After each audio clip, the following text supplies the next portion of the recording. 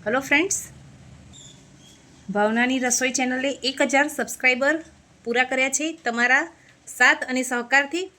तो एना स्पेशल आज मैं गुजराती फूल डिश बनावी छे। तमने मारी आ रेसिपी गमती होय तो लाइक करजो, शेर करजो अने सब्सक्राइब करवानुं भूलता नहीं।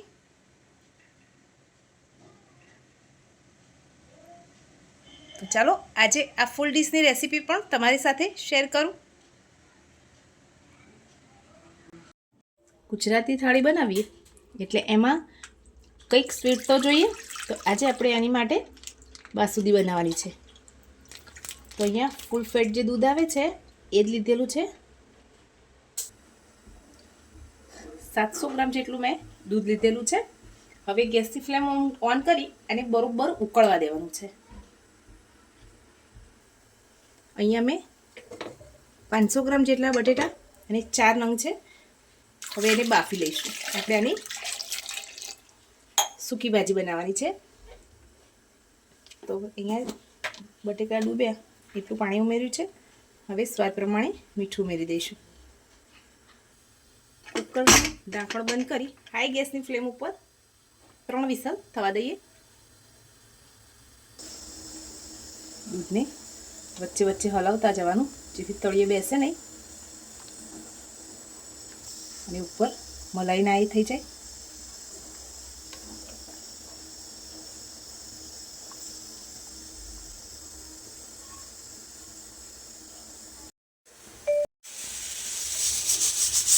આપણે હવે ઉકળતા દૂધમાં કેસર ઉમેરીશું।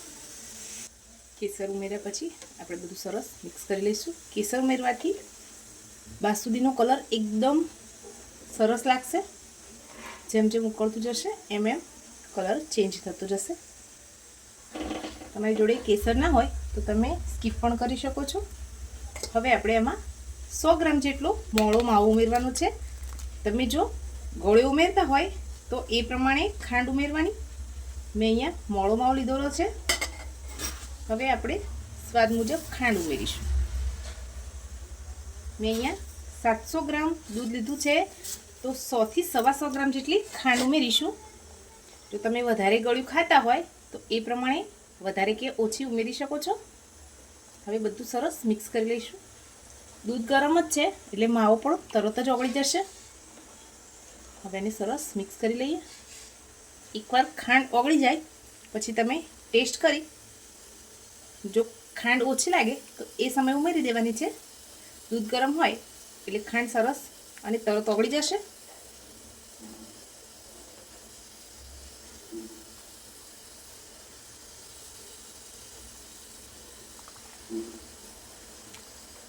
હવે આપણે બદામના ટુકડા કરીને રાખેલા છે એ ઉમેરી દઈશું।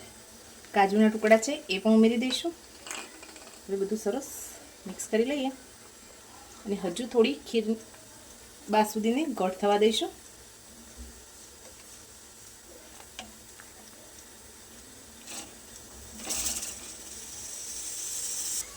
આપણી બાસુંદી સરસ ઉકળી ગઈ છે અને ગળ પણ થઈ ગઈ છે। હજુ ઠંડી થશે એમ થોડી ગળ થઈ જશે। હવે ગેસની ફ્લેમને ઓફ કરી અને નીચે ઉતારી લઈએ અને ઠંડી થવા દઈએ। આપણા બટેટાને એકવાર ચેક કરી લઈએ। સરસ બફાઈ ગયા છે બધા જ બટેટા। હવે આને ઠંડા થવા દઈએ પછી એને છોલી અને પીસ કરી લેવાના છે। બટેકાને ઠંડા થયા પછી આપણે છોલી અને આ રીતના મીડિયમ પીસ કરી લીધેલા છે। હવે એના વઘારની તૈયારી કરીએ। ગેસ ઉપર કઢાઈ રાખી દીધી છે। હવે આપણે એમાં શાક વઘારવા માટે તેલ ઉમેરીશું।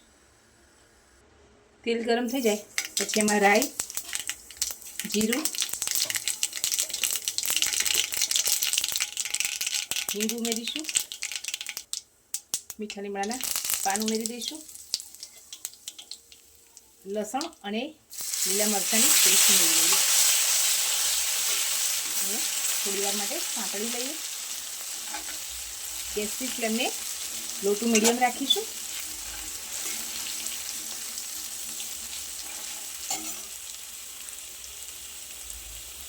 હવે કટ કરીને રાખેલા ટામેટા ઉમેરી દઈએ।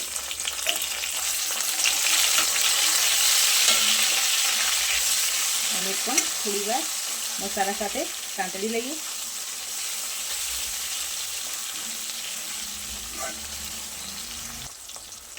હવે સ્વાદ પ્રમાણે મીઠું ઉમેરીશું. બટેટા બાફતી વખતે પણ આપણે મીઠું ઉમેરેલું છે, એનું ધ્યાન રાખી અને ટેસ્ટ મુજબ જ ઉમેરવાનું છે. હવે આપણે રેગ્યુલર મસાલા જે હોય એ ઉમેરી દઈએ. 1 ચમચી ધાણા જીરું પાવડર ઉમેરીશું. અડધી ચમચી જેટલું હળદર પાવડર. તીખું તમે ખાતા હોય એ પ્રમાણે. આપણે લીલા મરચાં ઉમેરેલા છે એટલે લાલ મરચું એ પ્રમાણે ઉમેરવાનું છે. હવે બધું સરસ મિક્સ કરી લઈશું.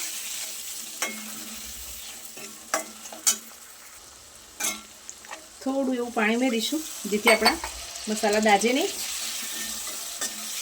ગેસની ફ્લેમને થોડી હાઈ કરી તેલ છૂટું પડે ત્યાર સુધી મસાલાને કૂક થવા દઈએ. મસાલામાંથી તેલ સરસ છૂટું પડવા લાગ્યું છે. હવે બાફીને રાખેલા બટેટા ઉમેરી દઈએ. બધું સરસ મિક્સ કરી લીધેલું છે. હવે ગેસની ફ્લેમને એકદમ લો કરી દેવાની છે. થોડું પાણી ઉમેરીશું જેથી આપણા મસાલા બટેટા સાથે સરસ મિક્સ થઈ જાય.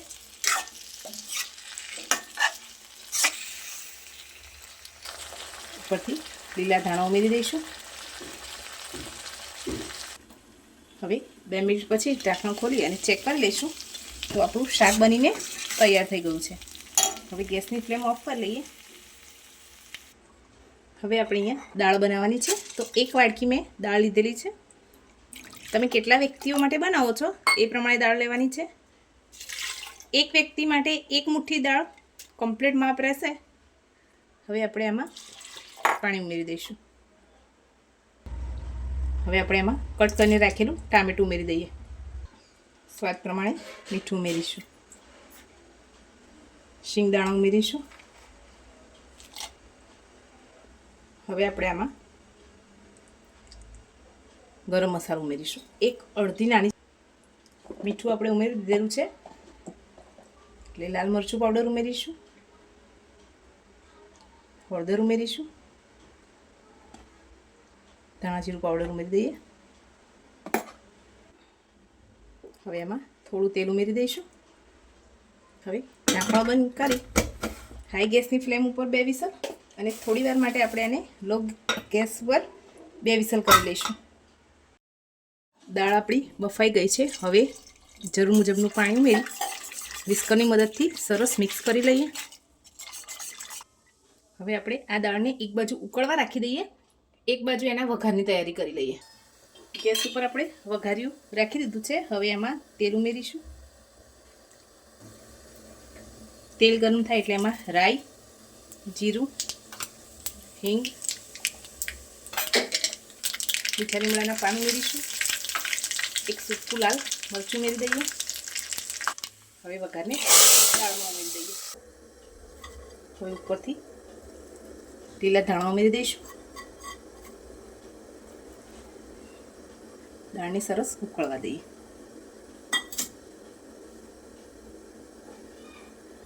તમે જો ખાટી મીઠી દાળ ખાવા માંગતા હોય તો આમાં અડધા લીંબુનો રસ અને ખાંડ કે ગોળ ઉમેરી દેવો.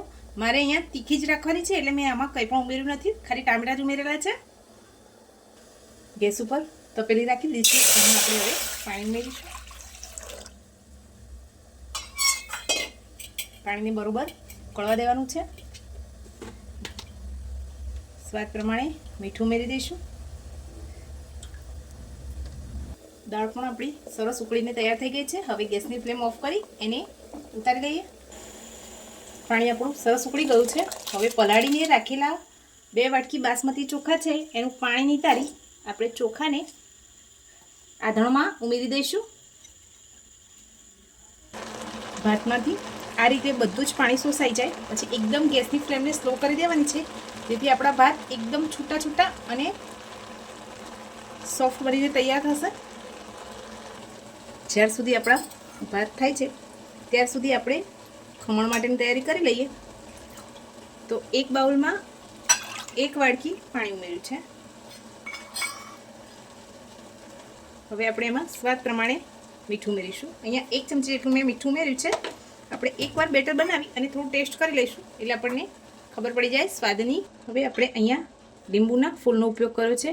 લગભગ અડધી ચમચી જેટલા લીંબુના ફૂલ લીધા છે. તમે અહીંયા લીંબુના રસનો પણ ઉપયોગ કરી શકો છો.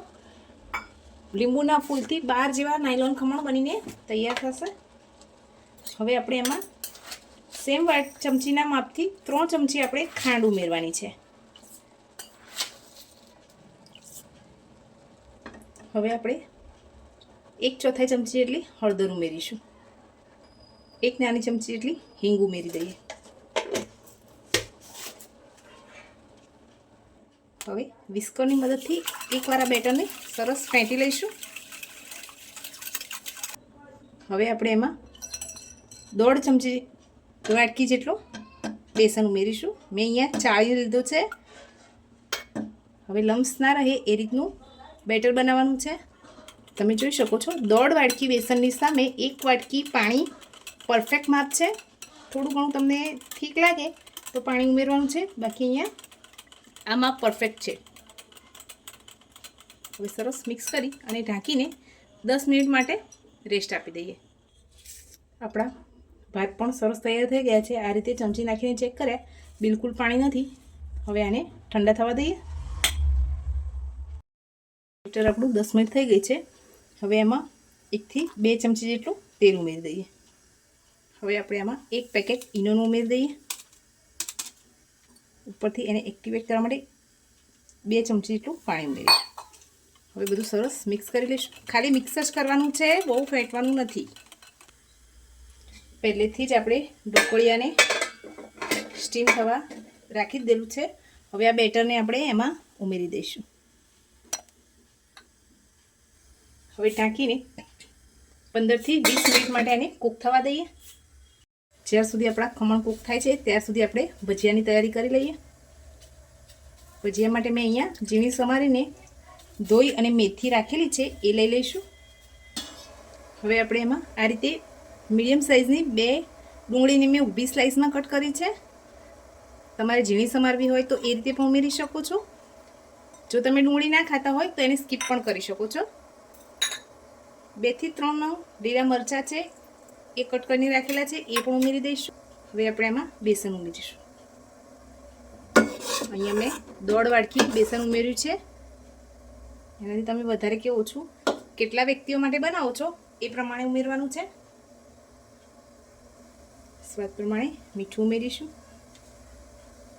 એકદમ ઓછી સામગ્રીમાંથી એકદમ બહાર મળે તેવા સોફ્ટ મેથી અને ડુંગળીના ભજીયા બનીને તૈયાર થઈ જશે. હવે જરૂર મુજબનું પાણી ઉમેરી આપણે બેટરને તૈયાર કરી લઈએ. હવે આ બેટરને તૈયાર થઈ ગયું છે. ઢાંકીને 10 થી 15 મિનિટનો રેસ્ટ આપીએ. આપણા ખમણ પણ બનીને તૈયાર થઈ ગયા છે. હવે એકવાર ચેક કરી લઈએ. એકદમ સરસ ચડી ગયા છે. હવે એને ઠંડા થાય પછી એનો વઘાર કરીશું.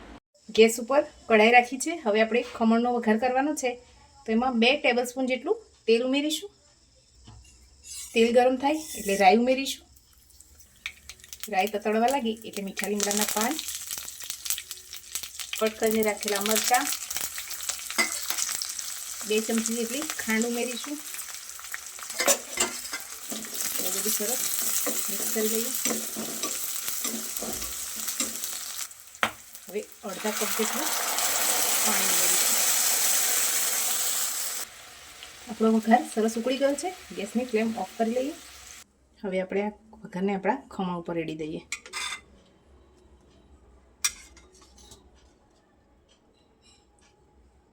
હવે ઉપરથી કટ કરીને રાખેલા લીલા ધાણા ઉમેરી દઈશું. રોટલી માટે આપણે રેગ્યુલર જે રોટલીનો લોટ વાપરીએ છીએ એ લીધો છે. એમાં સ્વાદ પ્રમાણે મીઠું ઉમેરી દઈશું. મોણ માટે તેલ ઉમેરી દઈએ. હવે બધું સરસ મિક્સ કર્યા પછી થોડું થોડું પાણી ઉમેરી એકદમ સોફ્ટ લોટ બાંધીને તૈયાર કરી લઈએ. તે એકદમ સરસ સોફ્ટ લોટ બાંધી લેવાનો છે. હવે તેલ ઉમેરી થોડું મિક્સ કરી લઈશું. બેટર આપણું તૈયાર થઈ ગયું છે. હવે આપણે એમાં 1 પાઉચ ઈનોનું ઉમેરી દઈએ. તમે આ જગ્યાએ ખાવાનો સોડા પણ ઉપયોગ કરી શકો છો. થોડું પાણી ઉમેરી દઈએ એક્ટિવેટ કરવા માટે. હવે સરસ એને ફેટી લઈશું. આપણે પહેલેથી જ ગેસ ઉપર તેલ રાખી દીધું છે. હવે બેટરને તેલ પણ આપણું સરસ ગરમ થઈ ગયું છે. હવે આપણે બેટરને તેલમાં ઉમેરી દઈએ.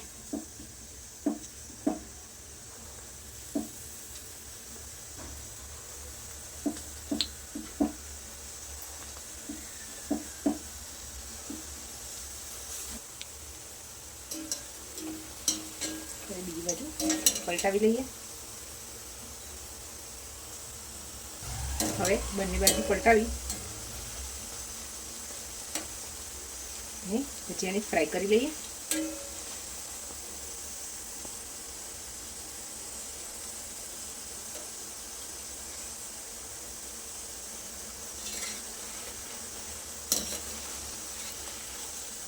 હવે આપણા ભજીયા સરસ તૈયાર થઈ ગયા છે.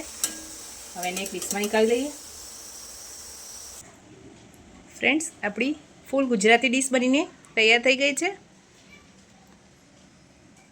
ભાત છે, રોટલી, મરચાં, ખમણ છે, ભજીયા છે, દાળ, બાસુંદી, બટેકાની સૂકી ભાજી છે અને ગુજરાતીઓની ફેવરેટ એવી છાશ.